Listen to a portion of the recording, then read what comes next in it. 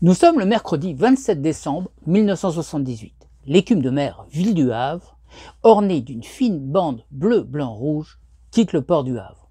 À son bord, 4 copains passionnés de voile. Direction Alderney pour fêter le Nouvel An dans l'ambiance chaleureuse d'un pub anglais. C'est l'histoire qu'ils ont vécue et qui a à jamais changé leur regard sur le monde de la mer que je vais vous conter.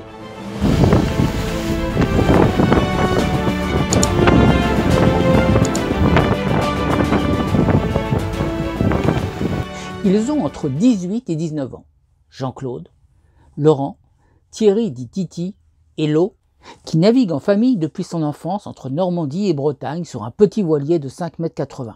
Pour la première édition du Tour de France à la voile, il était équipier sur cette écume de mer.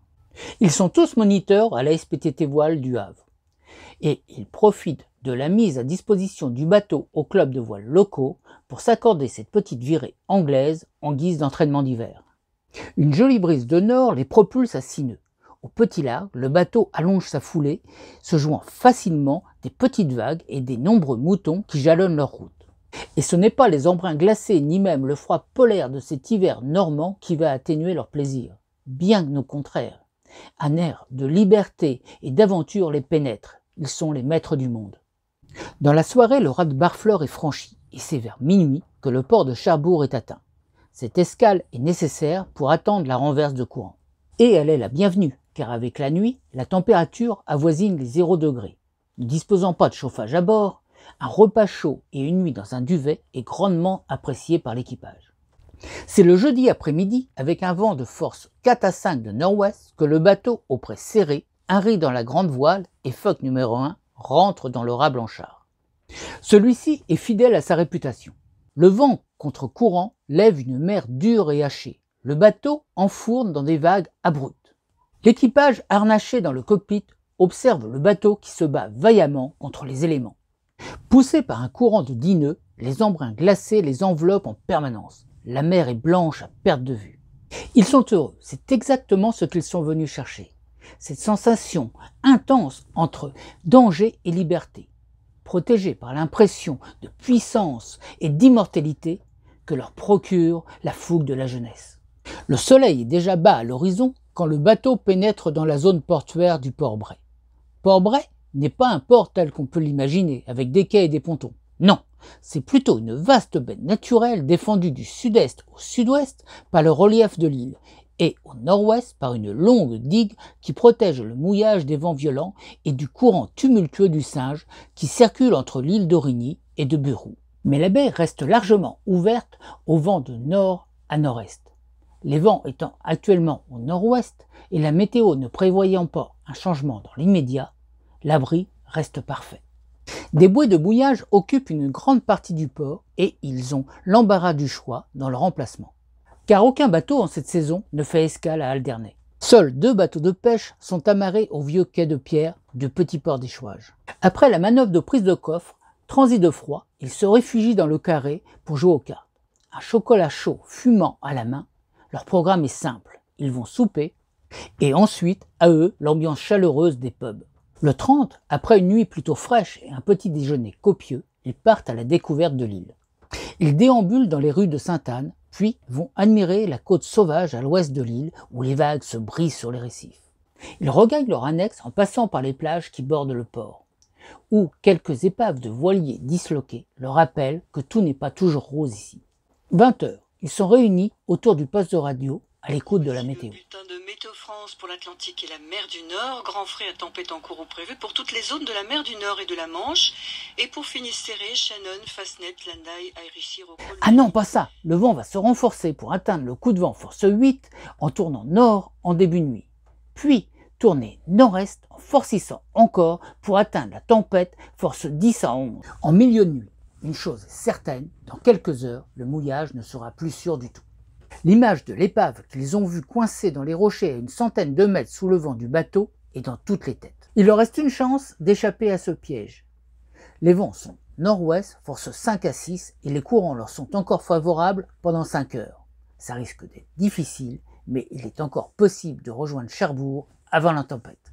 Vite, les cirés sont enfilés, la route est calculée. 2 riz sont préparés dans la grand voile, le Phoque 2 endraillé, puis les amarres sont larguées dans la nuit noire. Car le phare de Manez, situé au nord-est de l'île, est caché par le relief de la côte. Seuls les 2 feux d'alignement de l'entrée du port leur permettent de se maintenir sur la route. Sitôt doublée l'extrémité de la digue, ils sont emportés par le courant du Singe et malmenés par une houle énorme venue tout droit du raz Blanchard. Jean-Claude à la barre fait de son mieux pour maintenir le bateau sur son cap. Laurent, qui était à l'avant du bateau pour hisser les voiles, s'accroche au balcon. Et Lot, assis à la descente, un compas de relèvement à la main, recherche un phare pour se situer. Mais rien, plus aucun feu. Le courant les emmène inexorablement dans le Singe et ses écueils. Il faut retrouver le port. Le petit moteur de 8 chevaux est poussé à fond, cap sud-est. Tout l'équipage est sur le pont à la recherche de feu. Quand soudain, Laurent, resté à l'avant, hurle. « La digue, droit devant !» Une vague énorme soulève le bateau et le propulse dans un surf puissant. Jean-Claude tire de toutes ses forces sur la barre pour éviter l'extrémité de la digue. Et en quelques secondes, ils sont dans le port, surpris d'être encore en vie. De retour au mouillage, la bouteille de champagne prévue pour fêter la nouvelle année est ouverte, pour porter un toast à la vie et à l'amitié. 23 heures, la température est en dessous de 0. Le vent est nord-nord-est et il se renforce. Des petites vagues rentrent dans la baie. Le bateau tangue de plus en plus et les amarres ont été doublées. La couchette double du carré a pris la place de la table. C'est là que l'équipage en ciré, prêt à intervenir, se sert pour se tenir chaud et se rassurer. Le moteur est prêt à démarrer et une ronde régulière sur le pont est organisée. 1 heure, le vent rentre en plein dans la passe. Il atteint 50 nœuds avec des rafales à 60. Dehors, c'est l'enfer. La mer est blanche, on ne peut plus se tenir debout sur le pont. Les embruns mêlés de neige fouettent le visage et empêchent de respirer. Les amarres qui retiennent le bateau à la bouée cassent les unes après les autres. Elles sont remplacées régulièrement, mais de peur que les taquets sur le pont soient arrachés, 2 nouvelles amarres sont fixées de la bouée jusqu'au winch. 3 heures, c'est l'apocalypse. Les amarres s'usent de plus en plus. Bientôt, il n'y aura plus de quoi les remplacer. La décision est prise de fixer la chaîne de mouillage à la bouée. Jean-Claude à la barre et Thierry à la manette des gaz maintiennent le bateau face aux vagues pour soulager la tension des amarres et permettre au Laurent de ramper sur le pont, ne comptant que sur leur harnais pour ne pas être projetés à l'eau. Après une longue bataille où ils auraient pu maintes fois se faire écraser un membre, ils réussirent à amarrer solidement le bateau à la bouée. Trempés et frigorifiés, ils retournent tous se blottir dans la couchette. Toute la nuit, les rondes dans la tempête de neige se succèdent. Les haussières cèdent les unes après les autres, mais la chaîne tient. Ils savent que leur vie ne dépend que de cette chaîne et de celle qui relie la bouée au fond. 9 heures, le jour se lève. Autour d'eux, l'écume de la mer se confond avec la neige qui a recouvert la terre. Le vent est encore très fort, mais il a tourné à l'est, ce qui protège un peu le plan d'eau. Ils sont frigorifiés, leurs vêtements trempés peinent à les réchauffer. Il faut absolument trouver un abri pour ne pas revivre l'enfer de la nuit. Ils ne voient qu'une solution, profiter de la pleine mer pour rejoindre le vieux port qui est mieux abrité des vagues, et de s'amarrer le long d'un quai sur lequel le bateau pourra s'appuyer à marée basse. Rapidement, le corps-mort est largué. Le bateau vire en direction de l'étroite passe d'entrée. Il ne faut surtout pas la rater, car de chaque côté, les vagues se brisent sur les rochers. Une fois à l'intérieur, les vagues disparaissent, mais la houle, qui rentre en force, fait varier le niveau de l'eau de plus de 50 cm, ce qui va rendre difficile l'amarrage le long du vieux quai de pierre. Mais là, comme par magie, des planches en bois appuyées sur des pneus descendent le long du quai. Ils lèvent la tête et aperçoivent 2 solides gaillards qui leur demandent les haussières. En moins d'1 minute, le bateau est amarré. L'équipage est invité à se mettre à l'abri dans la voiture, chauffage à fond, pendant que leur bienfaiteur peaufine l'amarrage du bateau. Médusés, ils apprennent que les 2 hommes sont en fait des marins-pêcheurs et qu'ils se sont relayés toute la nuit pour les surveiller. Ils invitent les jeunes gens à récupérer leurs affaires mouillées et ils les conduisent à l'hôtel du port pour qu'ils prennent une douche chaude et y déposer leurs vêtements mouillés. Après cette douche réconfortante, ils se dirigent vers l'accueil pour régler leurs notes et là, surprise, on leur dit que la chambre leur est offerte jusqu'à demain et qu'ils doivent attendre ici qu'une voiture vienne les chercher. En effet, un taxi arrive bientôt et les emmène à Sainte-Anne. Là, ils stoppent devant un restaurant. Le chauffeur leur dit qu'une table est réservée pour eux. Effectivement, à l'intérieur, une jolie table avec des bougies les attend et un succulent repas chaud leur est servi. Quand ils demandent l'addition, ils ont la même réponse que pour l'hôtel ou le taxi. C'est Phil, le pêcheur, qui s'en est occupé. D'ailleurs, c'est celui-ci qui vient les rechercher. Arrivés au port, ils découvrent l'écume de mer sagement appuyée le long du quai. Comme promis, Phil et son collègue ont veillé à ce que tout se passe bien. Après une heure passée à ranger le bateau, Phil vient les rechercher. Il tient à leur faire découvrir son île. Et c'est sur la route côtière enneigée qu'il leur parle de la vie insulaire. Il leur apprend qu'il a par 2 fois déjà fait naufrage dans les eaux tumultueuses d'Alderney et qu'il ne doit la vie qu'au fait qu'ici, chaque marin garde un œil sur l'autre. C'est ce qui lui a permis d'être secouru rapidement à chaque fois. Devant tout, à la solidarité des gens de mer, il aurait été impensable pour lui d'abandonner à leur sort l'équipage du petit voilier Francie, sachant qu'à tout moment, il pouvait périr fracassé sur les récifs. Les 4 jeunes le regardent. Comment peuvent-ils le remercier pour cette leçon de vie? Après cet après-midi passé avec Phil et sa famille, les 4 amis retournent au bateau pour leur repas de réveillon. Puis ils vont au pub boire à la nouvelle année et à la santé de tous les marins du monde. Après minuit, épuisés par le manque de sommeil depuis leur départ du Havre, ils retournent à l'hôtel pour se reposer un peu en attendant l'heure où le bateau doit se poser à nouveau. Ils sont sereins, car Phil et son collègue qui font la fête à côté ont promis de les réveiller. 8h30 le 1er janvier. Personne ne les a réveillés. Certainement pris par la fête, leurs amis ont oublié de les prévenir qu'il était l'heure de veiller à la pose du bateau. Vite, ils s'habillent et sortent en trombe de la chambre. Là, ils s'arrêtent devant les vêtements qu'ils ont déposés la veille à la réception. Ils sont là, propres, secs et parfaitement pliés. Ils les déposent sur le lit et descendent rejoindre le bateau. En passant devant la réception, on les arrête. On leur dit de ne pas s'inquiéter pour le bateau, que Phil n'a pas voulu les réveiller et qu'il s'en est occupé. 9h30, ils sont de retour au bateau. La météo annonce un vent de nord-ouest, force 4 à 5, puis un nouveau renforcement pour le lendemain, 7 à 8 de nord. La décision est donc prise de partir dès la fin d'après-midi avec la renverse de courant.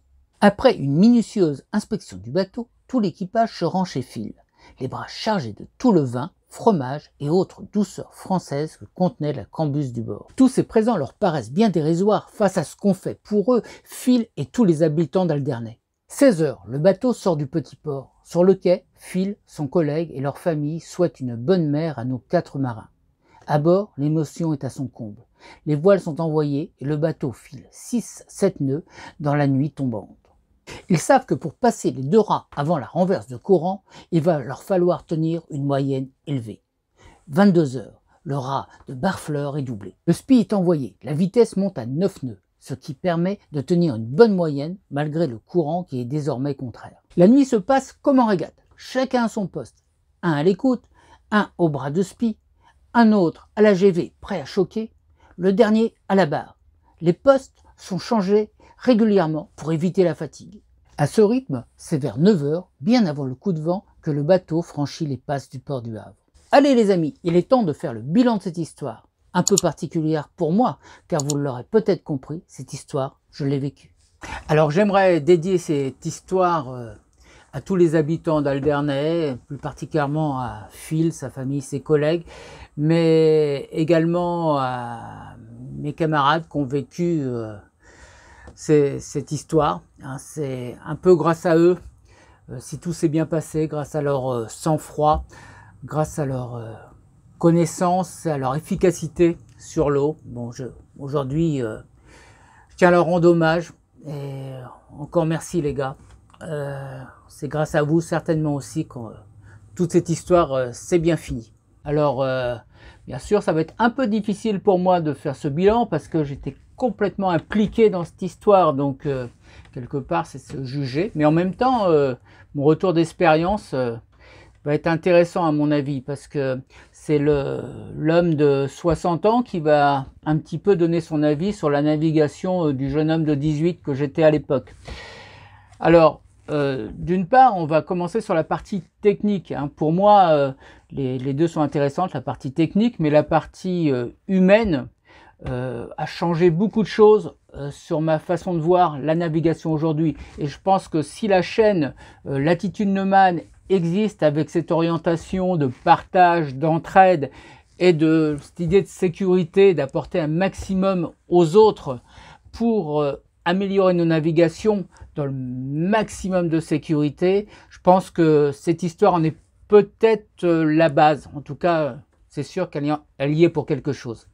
Alors, première question qu'on peut se poser, pourquoi avons-nous choisi à l'époque d'aller sur Aurigny, enfin Alderney en anglais, qui a un port peu abrité de tous les vents. Il est bien abrité des vents de secteur ouest, sud-ouest, mais pas du tout pour les vents de nord-est.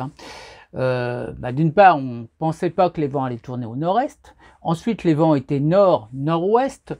Aller en Angleterre, où il y avait des ports bien plus protégés, nous obligeait à tirer des bords, de prendre pas mal de temps pour y aller. Et là, ça pouvait nous mettre en danger, car il fallait du temps et la météo pouvait changer. Donc, on a préféré assurer en faisant une escale sur Cherbourg, ce qui nous faisait qu'une étape de 70 000, donc relativement rapide à faire, surtout avec des vents au petit large, donc on marchait assez bien. Donc on a pris cette option Aurigny. Après, on aurait pu peut-être aller sur Guernesey, qui est un port protégé de tout vent. Là, pourquoi on a choisi de ne pas y aller? C'est tout simplement parce que ça nous éloignait de Cherbourg, sachant que les vents, la météo, comme on disait précédemment, pouvait changer très vite. Voilà, c'était aussi un problème pour nous, car il fallait qu'on rentre, reprendre nos études pour certains, le travail pour d'autres. Donc, s'éloigner trop de Cherbourg et du Havre pouvait compromettre ce retour en cas de changement météo.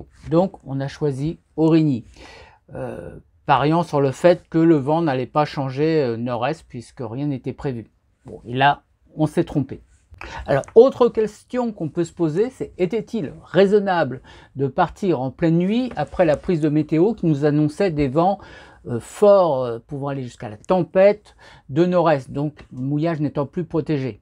Alors, il y a deux réponses à ça, oui et non. Alors oui, il était raisonnable de tenter cette sortie, parce que rester au mouillage dans Alderney, dans le port d'Alderney, était très dangereux, et on l'a vu par la suite, ça s'est démontré. On se retrouvait avec des vents on a eu des rafales à 120 km/h dans le port, enfin ce qu'on appelle le port, dans la baie, on avait des vagues très courtes de plus d'1,50 m à 2 mètres de haut. Le bateau était secoué, tout pouvait casser à tout moment et on pouvait se retrouver sur les rochers un peu plus bas, ce qui s'est passé pour pas mal de bateaux avant nous et ce qui s'est passé par la suite encore de nombreuses fois. Donc effectivement, il était peut-être raisonnable d'essayer de cette sortie. Par contre, ce qui nous a manqué, c'était les moyens modernes qu'on a aujourd'hui. Ça serait beaucoup plus facile avec les moyens satellites de savoir où on est, de pouvoir s'orienter. À l'époque, on n'avait pas tout ça, on n'avait qu'un pauvre compas de relèvement. Il fallait arriver à choper des feux, arriver à se positionner. On a essayé de garder nos feux d'alignement d'entrée, ces 2 feux blancs. Le problème, c'est que très vite à la sortie du port de Port-Bray, on s'est trouvé embarqué dans des courants, le courant du Singe, qui sont très violents, qui sont malheureusement très locaux par endroits, c'est-à-dire qu'on a sur les cartes marqué les grands mouvements, les grands sens de courant, mais par contre, il y a des contre-courants très forts. Donc quand vous êtes avec des courants qui peuvent atteindre les 6-7 nœuds à la sortie du port, qui peuvent tourner dans un sens complètement aléatoire, on ne sait pas du tout où ils nous portaient, on s'est trouvé embarqué dans le Singe, et là ça aurait pu très mal se finir, hein. Donc c'était à ce niveau-là assez difficile on a eu beaucoup de chance de s'en sortir. On est passé en bout de digue. Il faut savoir que cette digue avant était beaucoup plus longue, donc il reste les vestiges de l'ancienne digue, et qu'on est passé par-dessus ces rochers-là, soulevés par une vague, et qu'on est retombé dans le port. Donc là, on a eu beaucoup de chance. Mais si la sortie avait réussi, il nous restait 3 heures de courant favorable pour rejoindre Cherbourg, en tout cas pour passer le raz Blanchard. Donc c'était suffisant, surtout qu'on avait un vent qui nous aurait été relativement favorable, puisqu'il était travers, voire grand largue, donc on aurait pu tout à fait passer. Il nous était impossible de nous mettre à l'abri tout de suite dans le petit port, dans le vieux port, Port-Bray qui est à sèche, hein, puisque il n'était accessible que vers 3 heures du matin, et qu'à 3 heures du matin, les vents atteignaient des rafales à 120 km/h avec une houle à l'intérieur qui devait sûrement être autour de 2 mètres, 2,50 m. On se serait complètement écrasés sur les quais. Je pense qu'aussi il n'était pas raisonnable de partir. Ma deuxième vision des choses, car partir dans le raz Blanchard avec un vent de 5-6, tout en sachant que la météo annonçait qu'il allait forcir jusqu'à la tempête, qu'il pouvait tourner très rapidement au nord-est, nord-nord-est, ce qui n'aurait été plus du tout un bon vent pour nous, c'est-à-dire un vent portant, mais un vent de face, très fort, ça, avec un petit bateau de 8 mètres, je pense qu'il était... c'était très dangereux de le faire, donc sans compter le fait que partir avec des courants qu'on ne connaissait pas, comme j'ai dit tout à l'heure, et de risquer de s'échouer dans le Singe, c'était limite inconscient, voire inconscient. Donc c'était l'inconscience de notre jeunesse, peut-être, qui nous a poussé à essayer ce départ. Donc vous voyez, c'est très ambigu, on ne sait pas si c'était bon ou pas, mais en tout cas aujourd'hui, je ne suis pas sûr de réagir, en tout cas d'avoir pris les mêmes décisions que celles que j'ai prises à l'époque en tant que chef de bord. Je mettais peut-être en danger la vie de mes camarades, et ça j'y ai pensé souvent après. Bon, heureusement ça s'est bien terminé. Dernier point que je souhaitais aborder avec vous, c'est l'amarrage sur la bouée, sur le corps mort.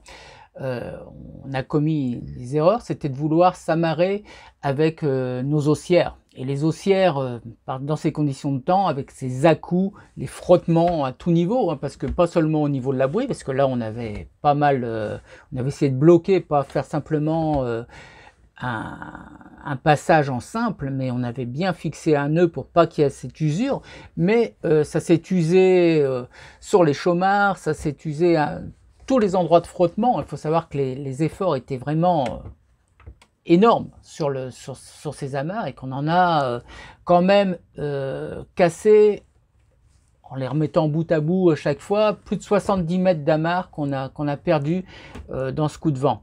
Donc je pense que ça serait à refaire aujourd'hui. Il est préférable de tout de suite mettre une chaîne à la bouée, au corps mort, une chaîne retenue avec le système de main de fer pour garder cet amortisseur du bout, hein, mais qu'il aurait été préférable quand même de garder cette chaîne en sécurité, sachant qu'il faut toujours prévoir de pouvoir la larguer rapidement, parce que si le corps mort cédait, pour une raison ou une autre, que la chaîne qui retenait cette bouée au fond casse, que le corps mort se disloque, il fallait lâcher rapidement cette chaîne pour pas être bloqué, pour pas risquer qu'elle aille dans l'hélice, hein, sachant que notre moteur était prêt à démarrer, la clé était dessus, il restait qu'à démarrer, mais il fallait pouvoir larguer rapidement cette bouée pour pouvoir tenter de rejoindre le port s'il y avait de l'eau, ou tout au moins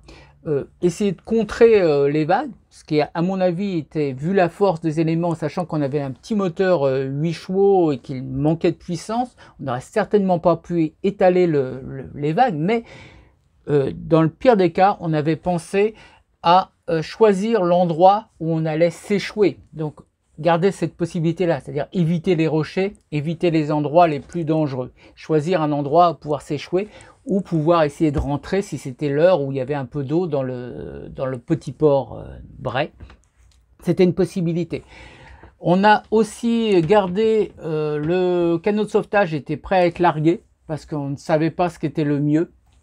Est-ce qu'il n'aurait pas été préférable, plutôt que de s'écraser avec le bateau sur les rochers si on n'avait pas pu le diriger, de s'évacuer avec le petit canot gonflable? Aujourd'hui encore, je ne sais pas ce qui aurait été mieux. C'est pas forcément évident non plus d'arriver sur des rochers avec un petit canot. Le gros canot, enfin le bateau en dur aurait peut-être pu nous protéger, mais aussi il aurait pu nous coincer entre les deux.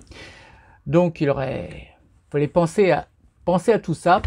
Aujourd'hui encore, je n'ai pas toutes les réponses. Enfin, quand nous sommes arrivés dans le vieux port Bray, vu la houle résiduelle qu'il y avait dedans, qui atteignait entre 50 cm et 1 mètre, l'amplitude était assez énorme. Nos petits pare-battages étaient dérisoires par rapport aux besoins qu'on avait. Donc peut-être que prévoir, comme pour les bateaux qui sont au long cours, qui font des grandes traversées. Il faut savoir que naviguer dans nos régions en hiver, il faut prévoir la même chose que si vous partiez dans des régions très reculées et lointaines, hein, puisque les conditions de navigation sont difficiles. Je pense que l'idée de prévoir une planche, comme on met en grande navigation dans les filières, qu'on puisse bloquer sur le côté du bateau avec les pare-battages, une planche, une pare-battage, aurait permis de certainement mieux s'accrocher au quai. C'est ce qui nous est arrivé, hein. Ils nous ont descendu, Phil nous a descendu avec son collègue des planches et des pneus, qui fait que le bateau a pu s'accrocher sur quelque chose de nettement plus lisse et qui ne bougeait pas, qui n'a pas abîmé la coque. Et on a eu cette chance-là. Et encore merci à lui et merci à eux. Là, on a fait le bilan, je dirais, technique de cette histoire. Maintenant, il y a le bilan humain qui est pour moi de loin le plus exceptionnel que j'ai vécu. Ça reste encore aujourd'hui gravé là, bien au fond du cœur. Cette leçon de vie que nous ont donné les habitants d'Alderney, en tout cas Phil, ses collègues, sa famille, cet accueil, ce côté marin, ce côté humain, c'est toutes les valeurs que j'ai aujourd'hui encore dans toutes mes navigations. C'est quelque chose qui est, à mon avis, est la base. Le vrai bon marin, c'est celui qui s'occupe des autres. C'est pas celui qui est en compétition avec les autres, mais c'est celui qui est à l'écoute des autres. D'ailleurs, on le voit même dans les grandes courses, la compétition passe derrière le côté humain. On a vu encore dans le dernier Tour du Monde, dans le dernier Vendée, que le côté sauvetage, que le côté humain passait bien avant le côté compétition. Et ça, c'est ce qu'il faut toujours garder en tête. Cet accueil, on ne revenait pas, quoi. C'était quelque chose de tellement fort. Ce côté, ils étaient là. Ils ont été là tout le temps. Ils nous ont parlé de leur vie. Vous voyez, il n'y a pas besoin d'aller très loin pour trouver tout ce qu'on recherche dans le voyage. Tout ce côté humain qui me touche encore aujourd'hui. Voilà, c'est quelque chose qui est là, que j'espère garder, renvoyer encore, partager avec vous. Voilà, il faut y croire. Il faut y croire toujours. Et ce qu'on dit toujours, c'est pas ce qu'on a reçu, on ne doit pas le rendre forcément à celui qui nous l'a donné, mais c'est à nous de le rendre à celui qui en a besoin. On se le transmettra tout le temps comme ça, et ça sera toujours très fort. Donc j'espère que toute cette histoire vous a plu, et puis voilà, je me suis livré un peu plus aujourd'hui à vous, mais c'est parce que voilà, j'avais envie de partager toutes ces valeurs.